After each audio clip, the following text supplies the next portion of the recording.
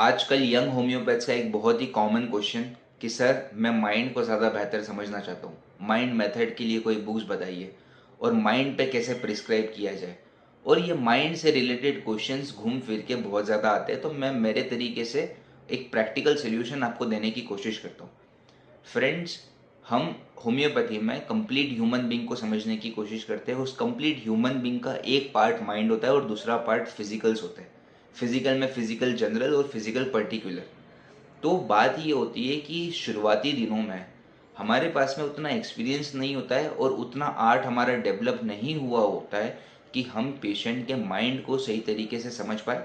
और सबसे पहली प्रॉब्लम तो ये आती है प्रैक्टिकली कि पेशेंट खुद भी नहीं समझ पाता है कि उसे क्या फील हो रहा है, और वो एक्सप्लेन करने में कुछ और शायद बता भी सकता है। ये चांसेस बहुत ज़्यादा है। और दूसरी बात, उसने बताया कुछ और है और हम इंटरप्रेट कुछ और कर लेते हैं। तो अगर आप सोलली आपका प्रिस्क्रिप्शन सिर्फ माइंड पे बेस करना चाहते हैं तो चांसेस ऑफ फेलियर बहुत ज़्यादा है। समझने की कोशिश ये करना है कि हमें फैक्ट्स पे बिलीव करना है। जो फैक्ट है, अगर पेशेंट को मीठा पसंद है तो वो कहेगा कि मुझे मीठा पसंद है। इसमें कोई इंटरप्रेट करने की या कुछ गलत बताने वाली बात नहीं है। बट शायद वो अपने इमोशंस को हाइड करने की कोशिश कर सकता है, रोक सकता है, क्योंकि उसको आप पे उतना ज़्यादा भरोसा नहीं है और शायद वो उतना ज़्यादा ओपन होना नहीं चाहता है।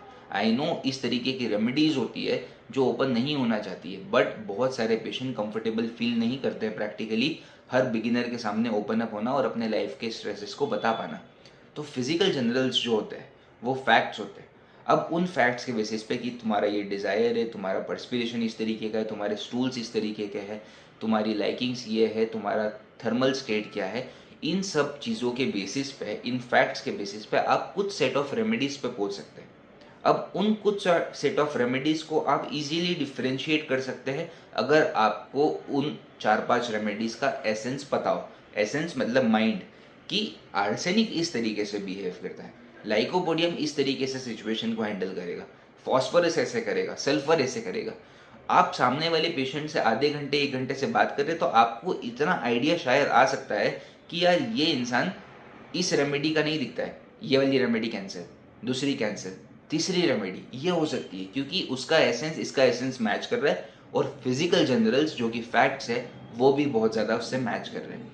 अगर आप वे इस तरीके से रखेंगे, दूसरी बात अगर आप पेशेंट को टोटल में देखेंगे, सिर्फ माइंड नहीं उसके फिजिकल जनरल्स भी, और अगर पॉसिबल हो सकता है अगर वो रेमेडी फिजिकल पर्टिकुलर्स को भी मैच करती है तो बहुत ज़्यादा कंप्लीट प्रिस्क्रिप्शन हमारा बन पाएगा।